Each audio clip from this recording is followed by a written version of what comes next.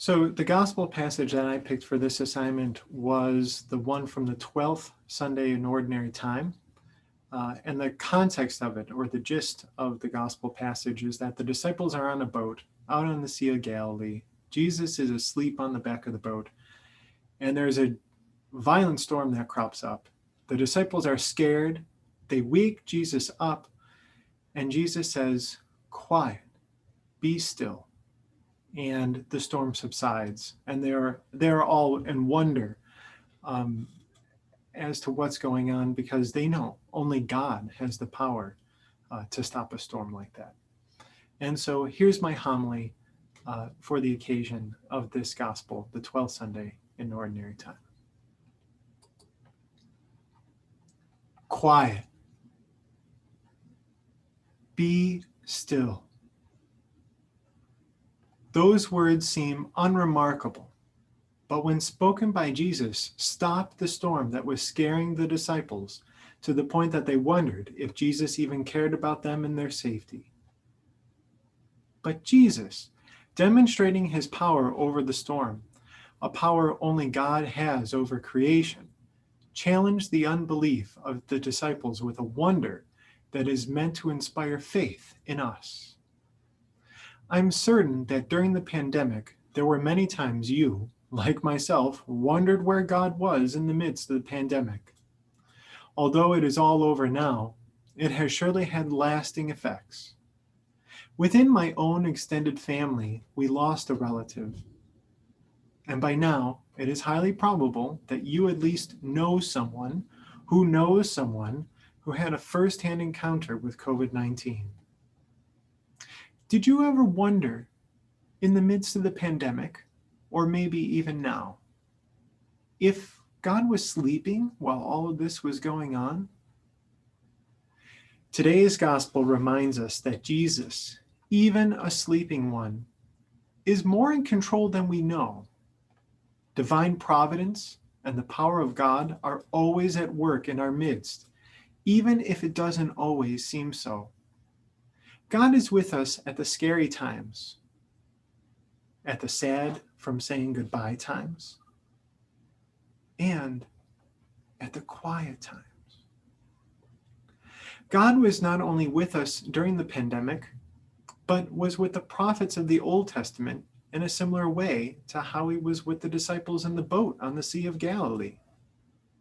One thing I learned while looking at the commentaries on this scripture passage is that it parallels the story of Jonah. Both stories start with a departure by boat. Both stories feature a violent storm. Both involve a sleeping main character. Both involve suddenly frightened sailors. There is a miraculous calming of the seas in both stories. And both feature sailors at the end who are marveling at what has happened, who are marveling at the power of God. 2, Psalm 107, the psalm for today, is almost a play-by-play of this particular encounter of the disciples with Jesus. But in all similar accounts, the outcome is always the same. God's power to calm the storm prevails.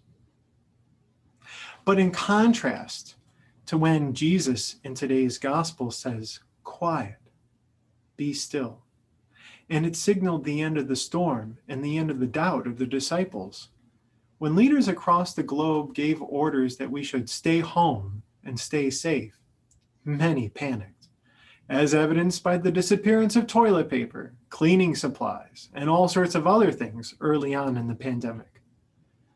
And it was the starting point of their doubt. There were grave consequences to being still and quiet. Many still go jobless. Many will seemingly never be able to get back to normal. And yet, for the first time, in the stillness, we saw things like animals returning to places that no one had thought possible. Blue skies where there was once smog, and a togetherness among people and families in particular that might not have ever been possible in the hustle and bustle of life prior to the pandemic. just as being scared brought the disciples closer together in such a way that their cry, in unison, woke Jesus up, so too the pandemic had an effect of bringing us together in new ways. I, like everyone else, rejoice in the pandemic being over.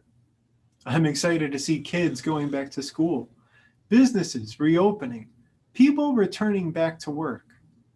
But this time around, in the midst of the new normal, I think I'm going to cherish a little more and incorporate into my new normal the lesson that God and governor alike has given us.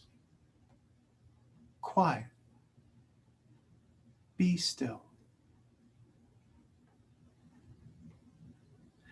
I hope you will incorporate the same lesson. Find time to be quiet and still so that you can hear God in your midst. Make an effort as life gets busy again to find downtime to have with family and friends.